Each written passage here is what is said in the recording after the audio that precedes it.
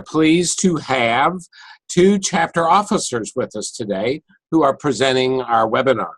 The first is the president of the Lockheed Martin Leadership Association at Lockheed Martin Aeronautics in Fort Worth, Marie Prestwood. Marie is a graduate of Southern Methodist University, and she's a senior business analyst at Lockheed Martin Aeronautics. The second individual is Ryan Murphy.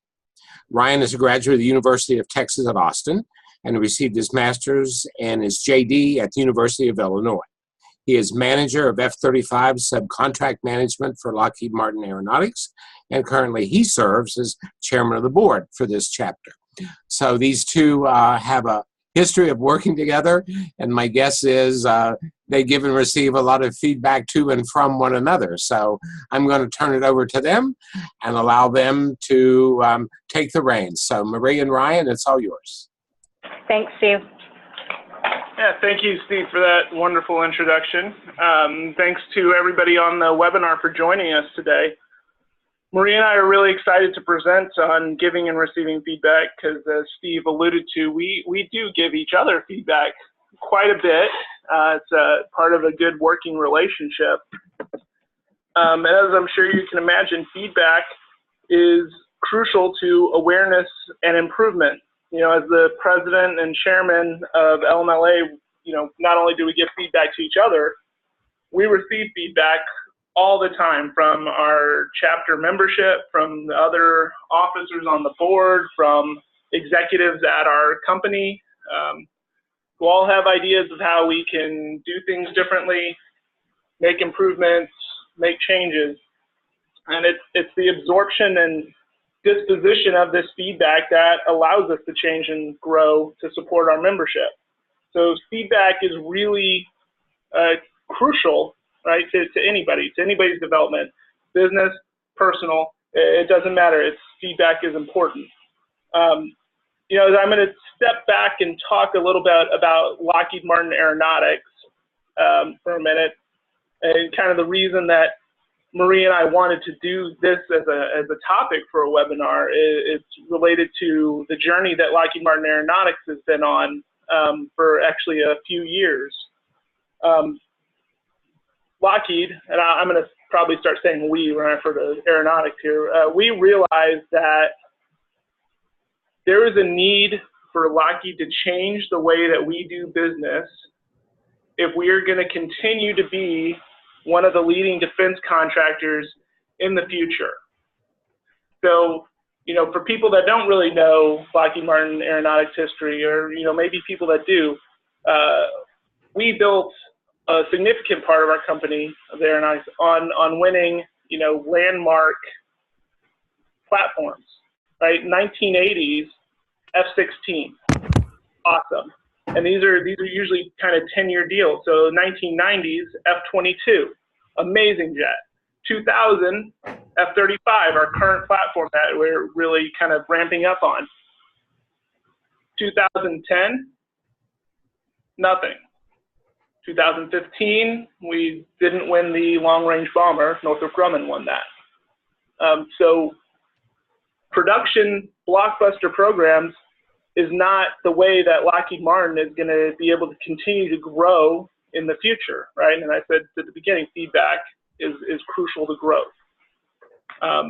We have to focus on our sustainment business. We have to focus on other development products, right? It's not always going to be able to have another blockbuster fighter program or carrier program every 10 years. So that was kind of the case for change for Lockheed Martin. And we had some feedback from our customers in areas where Lockheed was not really performing as well as we would like. Greenville was one of the areas. We had a retrofit program going on there that was behind schedule and over cost, and our government customer called us out on it. And so we had to find a way to change. And so Lockheed Martin, the site lead there, had knowledge of a company that does culture changes, and they brought them in, and it was really successful for Lockheed Martin Greenville. And so that's part of the aeronautics portfolio site. we decided, okay, it was great at Greenville, let's take it to Marietta where we're having a little bit of issues. We'll take it out to Palmdale. We took it, finally here to Fort Worth, and have implemented this program across the entire aeronautics business unit. Last year, aeronautics trained 16,000 employees in what we call the culture of accountability, of which feedback is a major portion. Right? We call it focused feedback. And it's been really good for our company so far, right? It has opened our eyes to a lot of things that Lockheed Martin can improve. Lockheed Martin Leadership Association, as an affiliate of Lockheed Martin, we try and align ourselves with how the business is operating. So Lockheed Martin Leadership Association has been a big proponent of the culture of accountability, of giving and receiving feedback. And like I said, that's kind of why Maria and I thought, well, okay, if we're going to present a topic that's relevant, to people as individuals, to people as employees, the giving and receiving feedback is a good one. So that's kind of why we thought that this would be a good topic. And with that, we'll move on here to the next slide. All right. So I will start us off by elaborating on some general thoughts about feedback. So first, everyone has feedback. You work with someone for 10 minutes and they have feedback. In fact, I'm sure all of you guys listening right now already have feedback for Ryan and myself. And then the fact that giving and receiving feedback isn't easy. So there's a Harvard Business Review article that states that receiving feedback can be a stressful experience. Ed Batista, an executive coach for the Stanford Graduate School of Business, says that many people hesitate to ask for it, but the more often that you do it, the less stressful that it becomes to initiate the conversation and also to really hear the comments. So if you're having feedback conversations each week, there's less to be surprised about and more opportunity to really modify your behavior. The feedback process is proven to actually make you happier and more productive at work. People who solicit negative feedback, meaning they're not just fishing for compliments, they actually report higher satisfaction. They tend to adapt more quickly to their new roles and get higher performance reviews and show others that they're committed to doing their job. The next thing is that feedback is essential to developing performance. For many of us, feedback is something akin to criticism or attack, which is why it's seldom practiced with any enthusiasm, and certainly, in my experience, anticipated with much less. To me, feedback isn't criticism. It's a supportive act intended to deal with underperformance in a constructive way and to develop higher performance and take people to the next level. The language in which we use here, not you didn't do, but rather if you had done this, it would have, or really asking questions to encourage self-reflection on the given situation. For example, the customer wasn't very happy. What else do you think you could have done? Feedback also increases growth and happiness for the giver and the receiver. So really, do you remember the last time that you guys gave feedback, complimented you, or do you remember the last time somebody gave you feedback? Complimented you on your work or simply just mentioned something that you haven't heard before? That's what feedback does. It enables you to look at situations and yourself differently. It unlocks self-reflection and growth and really opens your mind to change. The same goes for giving feedback. We see situations and people through a mirror covered with our own experiences, feelings, and perceptions. That's why giving is just as beneficial as receiving the feedback, because it makes us think, it makes us reflect, and consider other views as well. On the flip side, this is also why giving and receiving feedback isn't easy. Whether it's positive or negative nature, it really does require a great amount of self-reflection as well as humbleness and openness to different opinions and thoughts on both the giver and receiver's end. I'll challenge everyone listening that the next time that you find yourself in a situation giving or receiving feedback, that you really make an intentional effort to keep your mind open and try and look at the situation from different perspectives.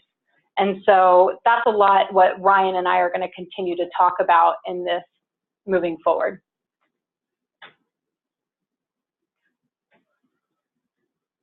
So I know the title of this slide kind of gives it away, but do you think that there's a relationship between, you know, feedback and accountable people? And I know it says accountable people, that's just one way to look at it. You know, feedback and developing people, feedback and growing people, feedback and being a better person. So I know also we're on a webinar, and you know, thanks to Steve and Sue, everybody's muted. So I know you all are shouting at the feedback cycle. I'm just going to believe that. But yes, that's right. It's a cycle, right? Feedback and accountable people, or growing people, or people in general, is related, right? Feedback creates accountable people, right? If you know that there is something that you're doing, if somebody comes and says, oh, hey, you know, great job, but I wish you had really done this, right? That allows you to see something you need to do to change, right? Because there is something that you were missing that you didn't know that you got from somebody giving you feedback. It says, okay, great, now I can go and make that change for the future so that I don't leave a piece of information out, or I don't do something one way when I should be doing it another way. Feedback helps to create, you know, you as an accountable person, you as a growing person. You know, the other part of the cycle is, you know, accountable people seek feedback, right? You're not just going to sit there and wait for somebody to come say, oh, I've got feedback for you, because that does not always happen, right? I know if I think about it, I get feedback from time to time about me personally, right, and how I do things. But for the most part, I think if you thought about it for yourselves, people don't come to me all the time just out of the blue like, hey, let me give you some feedback. No, if I want to make a change, if I want to keep growing as a person, I have to go and seek that feedback out a lot of the time, right? I have to go and say, hey, you know, can you tell me something, like, how do you think I did? You know, like after this webinar, I'll talk to Maria, or I'll talk to Steve and Sue and say, hey, how did we do? How can we improve for next time? Right? I'll go and seek that feedback so that, you know, even though I personally think this is going to be a great webinar, I can find out how to make it better in the future. Right? So this little chart, and you know, the reason it says accountable people partly is because it comes from the Lockheed Martin culture of accountability. Right? This comes from the customer comment. In that instance for Greenville, we did get feedback. You know, you are not performing. You are over cost. You are behind delivery. We got feedback. That allowed Lockheed Martin to go out and change. There's a video online. You can go look on YouTube, the Domino's Pizza story. You know, think back to, I don't know, the early 90s, Domino's Pizza. Everybody always used to say, oh, it tastes like cardboard. I will tell you personally, I like Domino's Pizza back in the 90s. I don't know, maybe I like to eat cardboard, but I thought it tasted better than it does now. But a lot of people didn't like it, you know, and that, you know, that hurts to hear, right? It hurts to have somebody say, hey, I don't like your product, or I don't like what you're doing. But that is crucial to allowing us to change and grow, right? So what did Domino's do? They went out and redeveloped their crust. They redeveloped their sauces. They, you know, chose different cheeses. You know, another complaint was imitation cheese, fake cheese, right? So they were able to go out and change their stuff, and they turned around. They have what I think a lot of people now consider to be a better pizza. Me as an exception to that. But they were able to change from the feedback they got. Lockheed Martin was able to change from the feedback that we got. We were able to take the program in Greenville that was behind schedule and over cost and it is now ahead of schedule and under cost. And we were able to take that feedback and go and make an impact to our business. You know, for Marie and I, being the president and chairman of Lockheed Martin Leadership Association Fort Worth, we're able to take the feedback we heard from our customers, you know, our members, our 2,000 members. Hey, you guys don't do enough professional development activities sometimes. We used to do more. We got sidetracked. We're trying to make some changes, so we didn't do enough. So what are we doing? We've created new programs for our professional development for our members. And we're not getting the same number of comments that we were before. And we're still growing and we're still developing. We're still in the midst of change.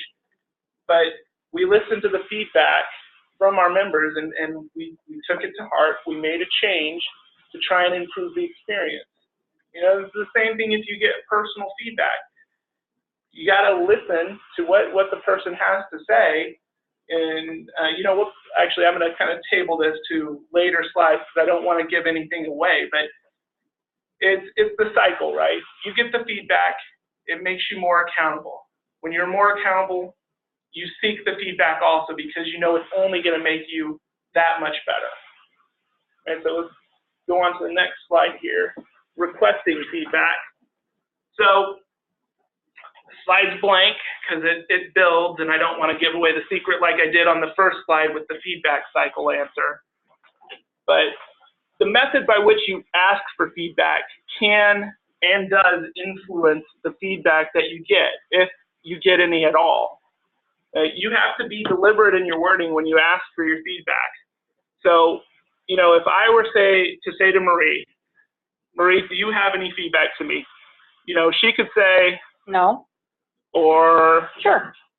Yeah, or she could say one of, you know, 1,000 other different responses that don't really invite her to give me any feedback, right? No. Well, okay, we know that's not true. Marie said on the first slide, everybody has feedback. Mm-hmm. You know, it's 10 minutes. That's all it takes. You have feedback for somebody. So I know it's not true if she says no, right? But I gave her the opportunity by saying, do you have any feedback for me, to opt out of giving me feedback.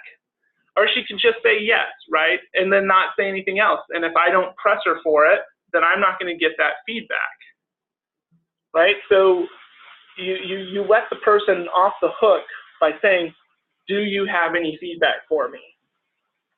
And so you need to ask it in a way that elicits more than a one-word response, that shows the person, I know you have feedback and I want to know what it is, right? So we say, what feedback do you have for me? Right? I can't answer, or Marie can't answer no. What feedback do you have for me? No, that doesn't work, right? She can't answer yes.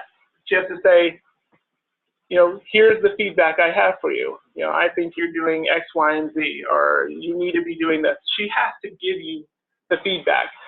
And, you know, for me, this has actually worked, right?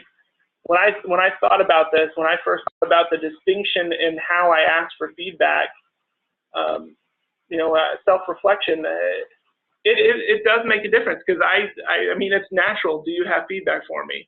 Right? It's a natural way to ask it. And I'm pretty sure that that's how I've asked for it in the past. And thinking about it, I did get one-word responses. You know, I did get a no. And I just left it at that. Okay, great, I'm doing a good job. Woohoo, party, awesome, no feedback. I'm great. But that's probably not the truth, right? Since I have switched to what feedback do you have for me, you know, 99% of the time I get a response. I think like one time somebody's like, yeah, let me think about it. And that's okay. They can go and think about it. And then, you know, but that invites you back to go and ask, okay, hey, you know, I asked you last week, what feedback do you have? You know, can you tell me now what feedback you have for me? It gives you that opportunity to reopen the door. It gives them the opportunity to go off and think about it if they have to, but it acknowledges that they have feedback, and it acknowledges that you want it. And in my personal experience, asking people if they have feedback and giving them an opportunity to go and think about it and truly reflect on it, they're actually more willing, and you don't really have to approach them again. They actually come back to you. Hey, you remember that time you asked me about the feedback? Here's what I have, and it's very well thought out, and it ends up being a more meaningful and impactful conversation and dialogue. Yeah, it really does. I was actually in a training class last week, and they were telling us a story in the training class where another person was in a training class. This is all about training classes. It's great. But they came back after their training class and went and asked a person in their group for feedback, and the guy's like, no, I don't have any feedback for you. But then a week later, the guy came back and was like, were you really serious? Do you really want to know, like what my opinion was? Do you want to know the feedback I have? And they said, yeah. And they had a 2-hour dialogue, really meaningful, really helped. And the person that was giving the feedback at the end said, thank you. I've never been asked, what my experience is, what the feedback is that I have. And for you, it was a leader asking an employee. For you to come and ask me that and really listen and really show that you're interested, that meant a lot to me, right? So it really does make a difference how you ask for the feedback. It is really crucial. If there's one thing that I wanted anybody on this webinar to take away that I have the most passion for on here is how you ask. What feedback do you have for me? It makes a difference. Okay, so I'll talk a little bit about the actual process of giving feedback. So first, you got to make sure that your feedback's desired. People aren't always really going to, they're not going to ask for feedback, as Ryan just touched on, especially when it's constructive criticism that needs to be given for the betterment of the individual and the team. So always start by asking for permission to give the feedback. Could I share an observation? Could we talk about what just happened in the meeting? You should ask permission even before giving feedback, even to somebody who reports to you. Otherwise, they're not really open to hearing you. Having verbal acknowledgement that they're willing to accept, again, sets the stage to have that productive dialogue. So what if you ask to give feedback and the other person says no? In this case, it's really just best to stop. The whole reason you give feedback is to ultimately create behavior change. You can't coach someone who isn't coachable. But again, as Ryan mentioned in earlier slides, opening the door, giving people an opportunity, eventually you'll get to where you need to be and be able to have the feedback and the dialogue. So second, make sure you know the purpose of your feedback. This may sound basic, but it really is amazing how often feedback goes awry. Researchers state that feedback usually comes into play when you want to do one of three things. Appreciate the work that someone's done and acknowledge it, coach someone to improve their performance in a specific area, or evaluate someone, rating people with a discrete score or comparing their performance to others. When you know the purpose behind your feedback, you'll be able to better organize your thoughts and your message. That way the receiver can comprehend. So whether your feedback is on someone's behavior, their conceptual project, or a detailed piece of work, it should be clear and actionable. You know exactly what you're trying to achieve with your feedback and what the desired outcome is. My belief is that if you don't know that, you don't need to be giving the feedback until you do. So next, ask the person how you would like to receive the feedback, or how they would like to receive the feedback. People are different. Not everybody receives information in the same way. For some people, it might be a direct face-to-face conversation right when things happen. Others might prefer to reflect on a situation before they sit down and talk about it. And others might like something in writing they can read through. I know on my team here at Lockheed, each individual is so different, right? And that's a constant battle with leadership, is to really understand your team and understand how they operate, because no one person is the same, and you can't communicate the same way effectively with everybody. And so yeah, and I'm jumping in on Maria. I'm going to just echo that as well. My team, completely different people. When I give feedback, when I do mid-year discussions, any of it, how I handle one person is completely different, and it takes a lot of time to figure that out, how to handle each person. So, asking the people ahead of time how they'd like to receive feedback can be really crucial. Like for us together as LMLA leaders, right? How our LMLA team interacts and how they like to receive feedback, again, completely different, right? Right. Yeah, and there's a couple ways to identify the personal characteristics of your team members and individuals that you work with. You could do a lot of that by observation, but asking how someone likes to receive feedback, you're really acknowledging that your relationship with them is important, and that you care about receiving that feedback and giving that feedback, and really growing each other and making each other better. So the next thing is to identify the specific action that you're discussing and how that action impacted a person or group or organization. So obscure feedback really isn't helpful, even when it is good. So for example, when somebody tells me that I did a great job, I try and tend to ask what part did they think was great. Often, the response is silence. And so while it's nice to know that you're doing a great job, it's still a vague piece of feedback. How do you know what specifically you did right? If you don't know, you won't be able to keep doing it.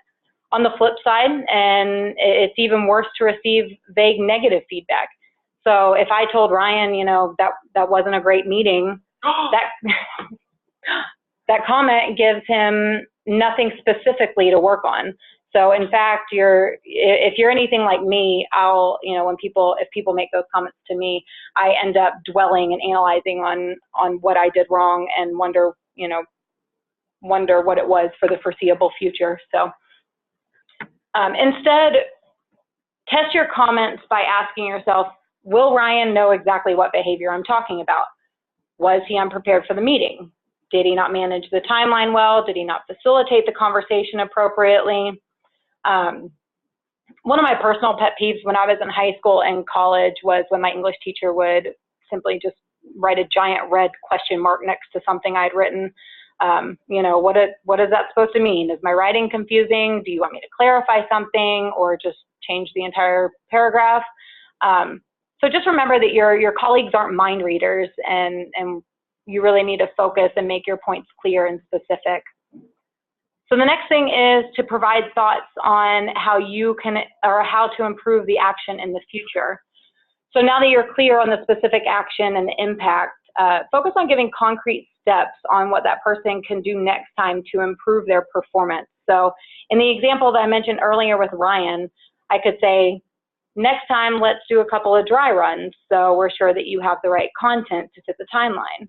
I'll coach you on specific techniques to manage the conversation so that we can get the executives out on time. So now that Ryan would have specific actions and the impact of those actions, and then concrete steps that he can take, it'll really make the next meeting a better experience for everybody involved. And also, you can do that without being offensive or making the feedback about judging the other person. It's really important to keep the feedback on the work and on the situation, and not bring emotion, right? It's fact-based, it's on the work, and it's all about creating a better experience for those that were involved. So I want to throw a couple of more things out that aren't listed here, but I think are important to cover. One of my best practices with my team is to make feedback a routine and hold regular check-ins.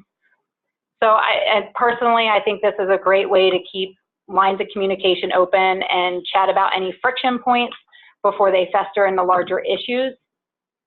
My one-on-one meetings with my team are actually not about work at all, at least not the nuts and bolts. They're really for discussing my teammates' well-being at work. So I focus on what's going well and what could be going better.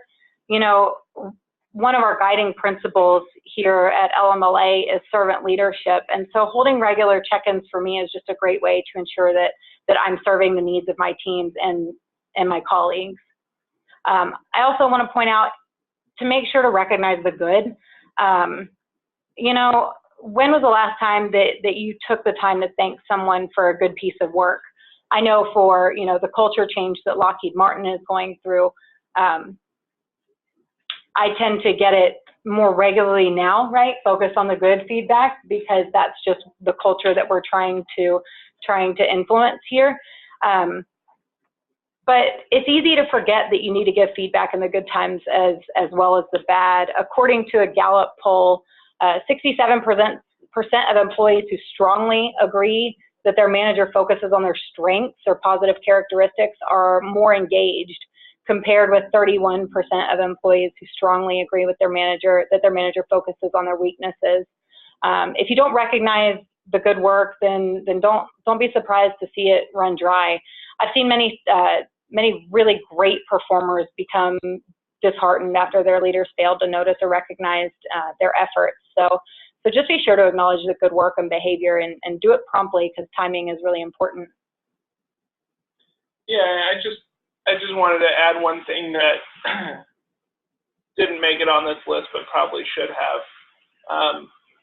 You know, people talk about positive and negative feedback, and really you need to kind of change the mindset on that. It's not positive and negative. It's positive or appreciative and constructive, right? You don't want to, it's not about giving negative feedback. Oh, you did this so poorly. What were you thinking, right? No, you don't want to give somebody negative feedback, because all it does is make them feel bad. What you want to do is give them constructive feedback. Hey, you know, you did a great job on that meeting. Okay, that's the positive, appreciative part of it. But here's how you could have done it better, right? Here's where you could have made a change. Here's something for you to think about for the future, right?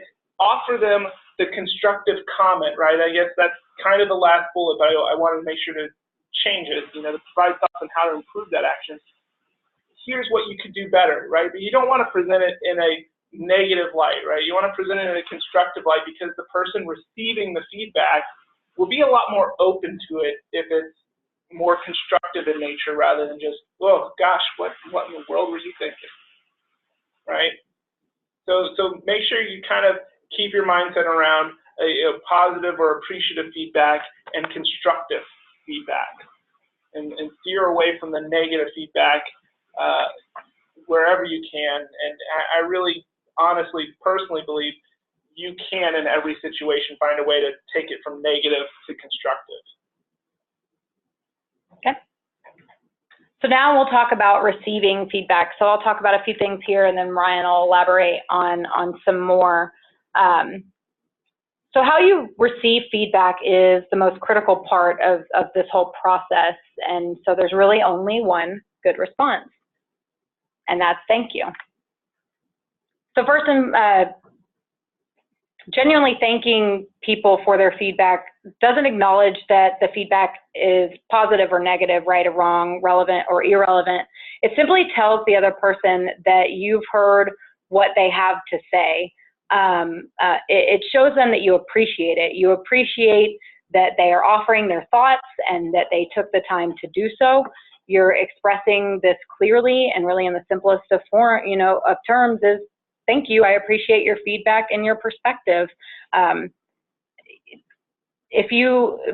thought is, if you want people to provide you with feedback, then you really have to act like it, and thanking them and not being defensive or trying to have a response on the spot is really important. Also, take some time to acknowledge the individual. Take the time to consider their position and really where they're coming from. Once you understand what they're suggesting, let them know. Let them know that you understand what they're saying and that you can see what they mean, and maybe restate what they're talking about, just to ensure that you guys are on the same page. emphasize with them honestly, make it genuine. If you don't understand what they mean, then, you know, ask them, and Ryan will elaborate on this more on the next slide.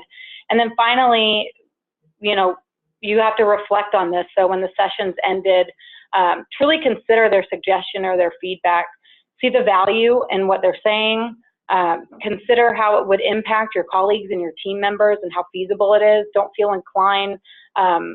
If it's not something that you feel, you know, if somebody gives you feedback, don't feel inclined to do it if you don't feel like it's the right thing to do, or if it requires an effort that you can't commit. There's absolutely nothing wrong in understanding a blind spot and really being honest and self-reflecting to yourself on the limitations of you and your time. You know, if Ryan came to me with feedback that was, you know, you're not spending enough time, you know, as the chairman of the board and as the president of the organization, hey, Ryan, you know, or Ryan tells me, you know, you're not spending enough time. I really feel like, you know, the connection between the board and the organization is really important, and I need more of your time during the week. I would have to take an honest look at what I have going on in my job and with LMLA and my family, and understand that LMLA is going through a lot of changes right now, and Ryan and I would have to have further discussion, and, you know, in order to find a good compromise. But simply, you know, just understanding that you have to acknowledge that stuff. Yeah, and so I'm going to go into this last slide here, but leaning off of the thank you, right? I can't overemphasize again how much I like that. I had never thought to give somebody, you know, thanks, right? Just at the outset, to give myself time to process it. Because again, personally thinking back on it, you know, if Marie came to me or somebody else came to me, it was like, hey, you know, do this and I didn't like it, or yeah, here's something that I think you need to change. You know, my opinion could have been like, oh, okay, well, that's not what I meant, so you're wrong. You know, and I could get into an argument with somebody, or I could just dismiss their feedback entirely. And really then, as I went away from the situation and thought about it more, like, you know what, they actually had a point. That, you know, Marie was right, or somebody else was right, and I should have not reacted the way I did.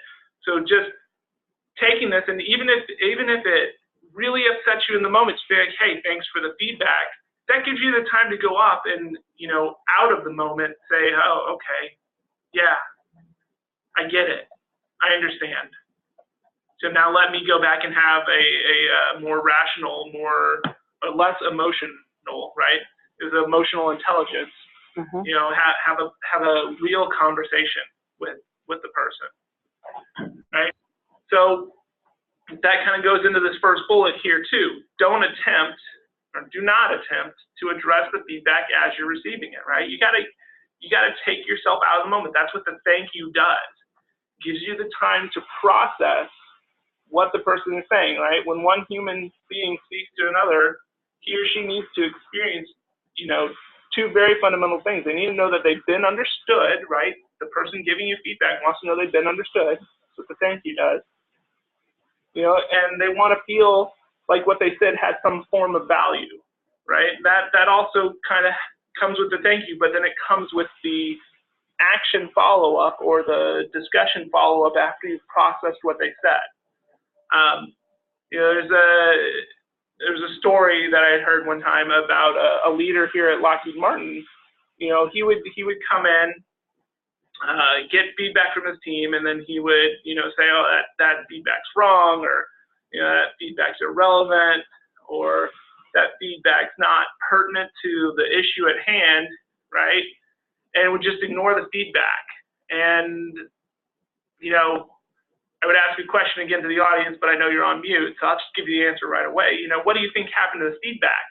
Well, it dwindled. It started getting less and less feedback because he was not acting on the feedback. He was not acknowledging the feedback. And so nobody wanted to give him feedback anymore. And so you have to take that time to step back, acknowledge what the person said, and then go address it. And I'm not saying you have to address every single piece of feedback, because some people will be like, oh, I like your dress. Okay, that you don't need a feedback for that, right? But or get back to them. But you know, the really important things, if you want to keep receiving feedback, you need to acknowledge and address it, and you need to do that after you've had time to process it. So, you know, Marie talked about on 2 slides ago with the giving feedback that you should give people specific examples, right? You all get the benefit of this webinar that, you know, not everybody else has had, right? People have different life experiences, so they give or receive feedback in different ways. So somebody that might be giving you feedback, right, that doesn't think, oh, I should give them a specific example, like Marie's examples of, hey, you didn't run that meeting well, right? If they don't give you a specific example, as the receiver of the feedback, you can, at the time, ask for an example, right? Because that will help you go off and process what they said. You didn't run the meeting well. I'm going to go off and process that and be like, okay, I don't know what to do with that. Maybe I come back and ask for it later. But you can also say, hey, can you give me some more information on that at the same time? Just to get the specific examples if somebody is not aware of how they should be properly giving feedback. And then, you know, don't just ask your boss for feedback, right? Ask your colleagues, ask your employees, ask your customers or clients. Because again, back to the very first slide, everyone has feedback, right? Your boss isn't the only person qualified to give it to you. Other people that were in meetings with you, other people that read work that you've seen or that you've presented, you know, they all have feedback potentially, and so you want to get it from all angles. You know, at Lockheed Martin, we have a lot of 360-degree assessments that get sent out, you know, that you can send out to employees and senior leaders and customers to get that kind of circumspect feedback. So you can do it yourself. You don't have to have a service to go do that. So you want to make sure that you're asking all people for the feedback. Maria, I think you had a comment.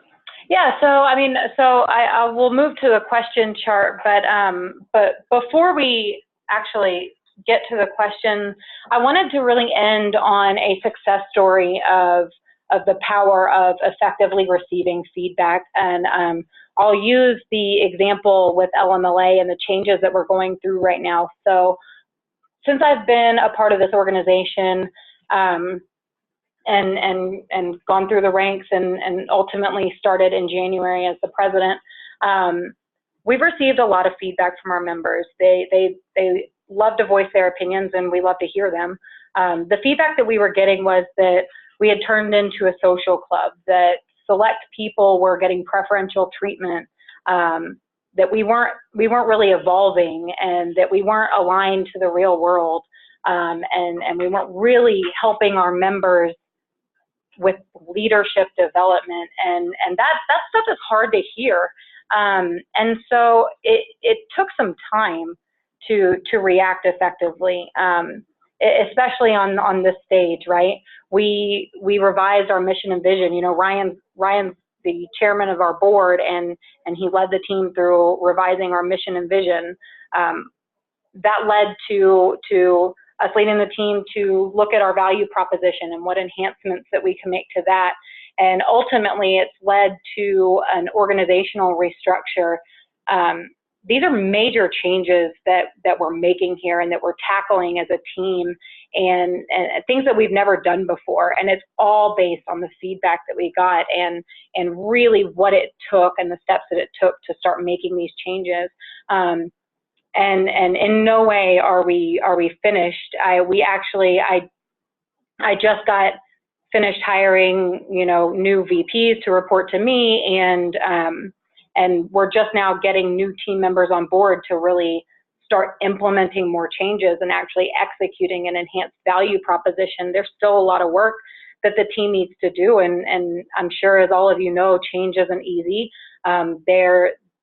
There are people that are on board, and there are people that are naysayers, and so it's a very interesting opportunity for me to get to lead this organization, and for Ryan Brian to lead this organization through this. And I will say that the feedback has changed from negative to positive. And as I mentioned, we're not done with the changes. And so instead of people are now, instead of the negative perception that was, people are now just seeing the vision and seeing where we're going, and are jumping at the opportunity to be a part of the change and really start to help our company get to where we're going. So Steve, with that, I'll toss it over to you for any questions. Well, wow, you guys went through a lot. There was a lot of information here. I know I took some good notes. I don't have anything in the chat room because I have a feeling everybody was listening intently.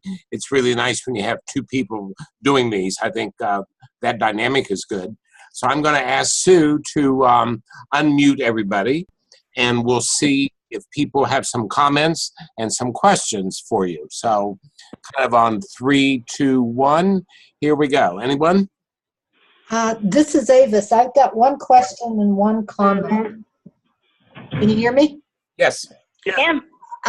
Brian, when you were talking about don't attempt immediately to respond to the feedback, do you ask them for permission to come back and talk to them more after you've digested?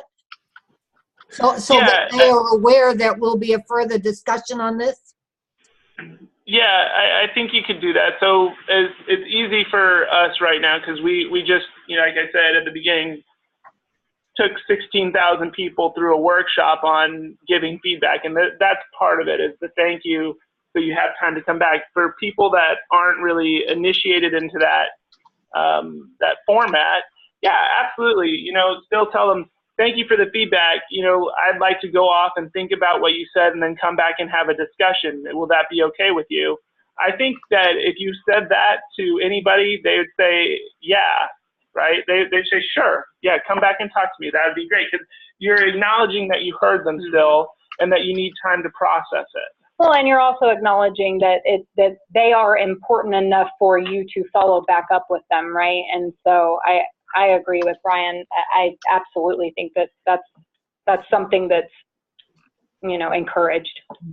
Yeah, thank you. The comment that I have to make is, in my years of working in business and in volunteer organizations, I found that I had to moderate quite a bit the way I delivered feedback, whether it was someone working in the same business or it was someone in a volunteer organization.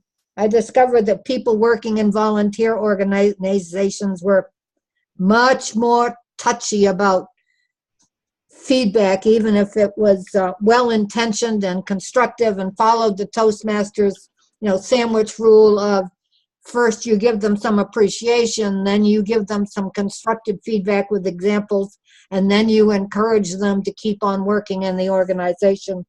And volunteers sometimes do not take feedback the same way people do who are working for a salary like you.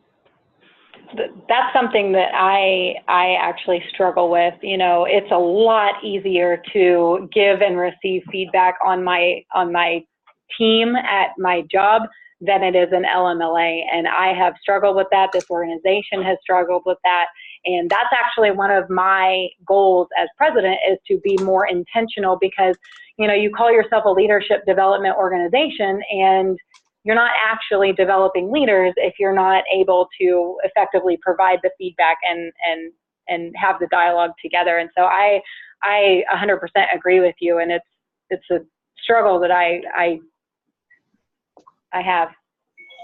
Yeah, well, this certainly helps a lot. Thank you. Thank you. Thank you for the feedback. Anyone else? My name is Beatrice, and I actually have just a really quick question. I recently underwent a management change in my department.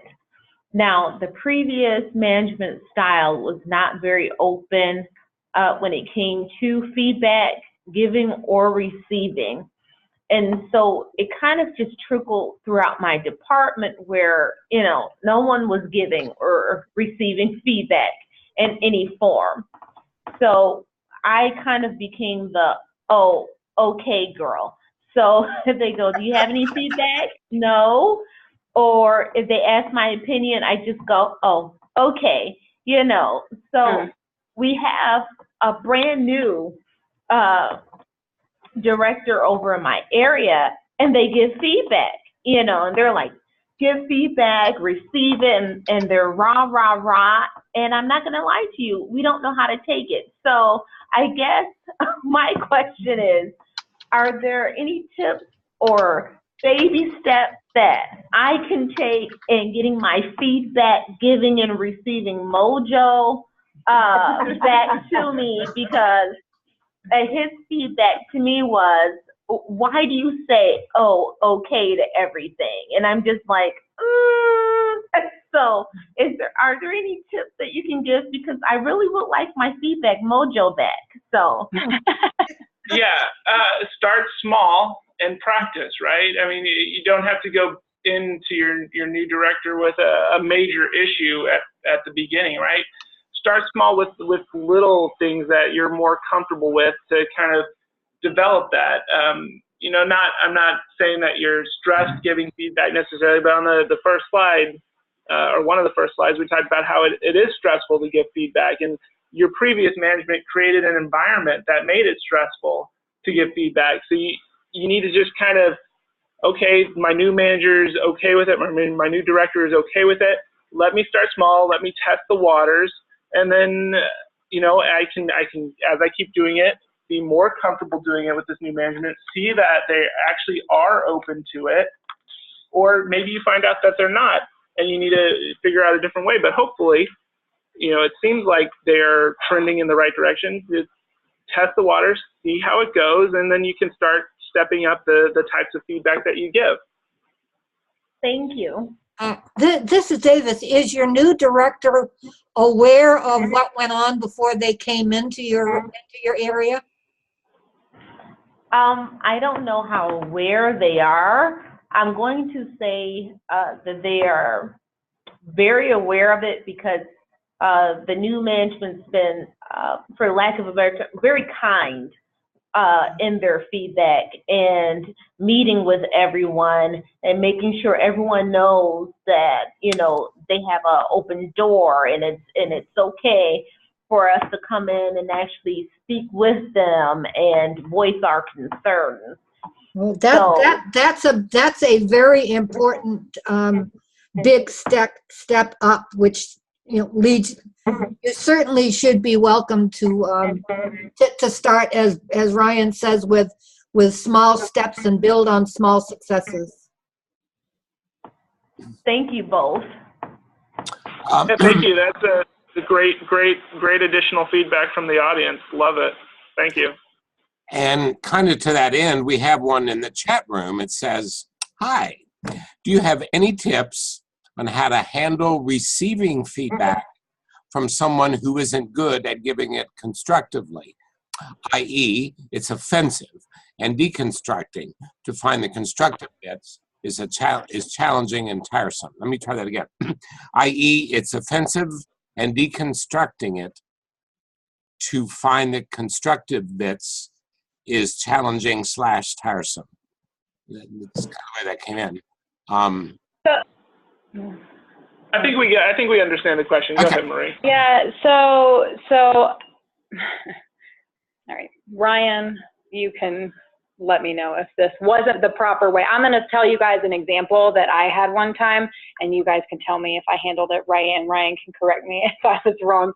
But I had somebody come up and they are involved in LMLA, and they called me and told me, as the president, I need you to be more, I need your support more. I need more support from you. And when I reach out to you, you don't respond.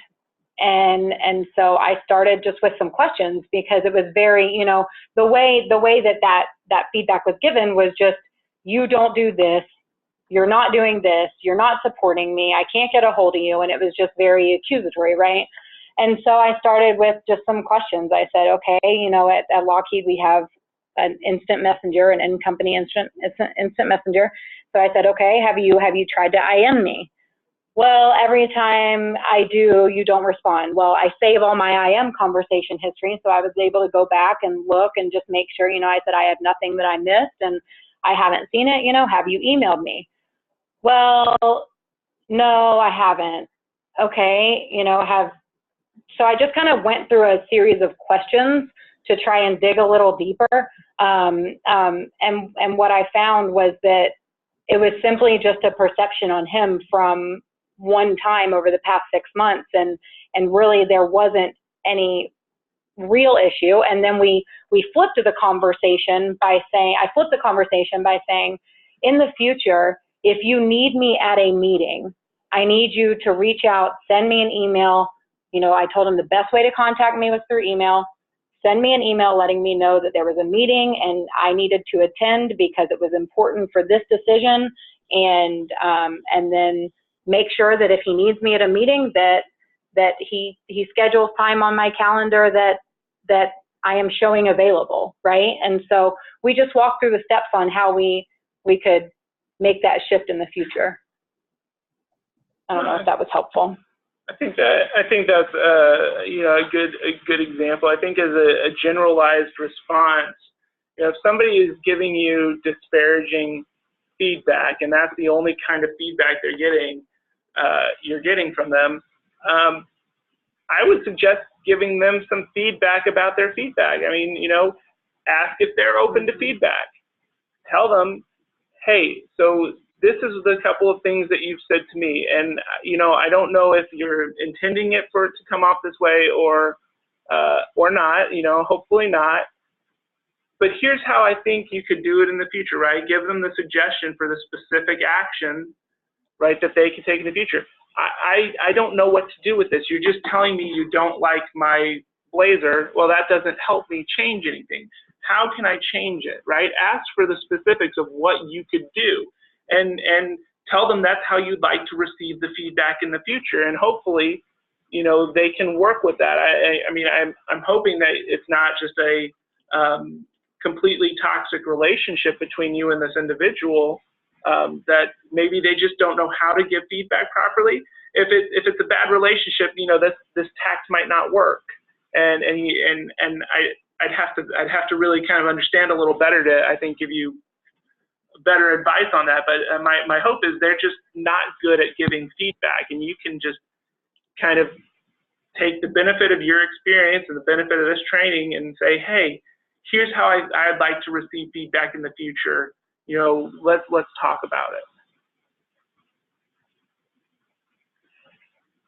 it. So hopefully that answers the question. Anything else, Steve? Yes, that person said that's very helpful. Thank you. I'm unable to call in given my surroundings, so she appreciated you taking that on. So we're about out of time here. Let me see if there's anyone else that has a question. Speak up now or forever hold your peace. Anyone? Okay. Then I'm going to, on behalf of everyone, thank Marie and Ryan for a great hour. This was an excellent webinar. I know I'm going to get lots of good feedback about it, which I will pass along to Ryan and Marie. And to Ryan and Marie, I will say I'll see you again this afternoon in a couple of hours. And to everyone on the phone call, Sue, Robin, and I from NMA headquarters would like to wish you a nice weekend on the horizon. So at this point, we will end the meeting. Thank you.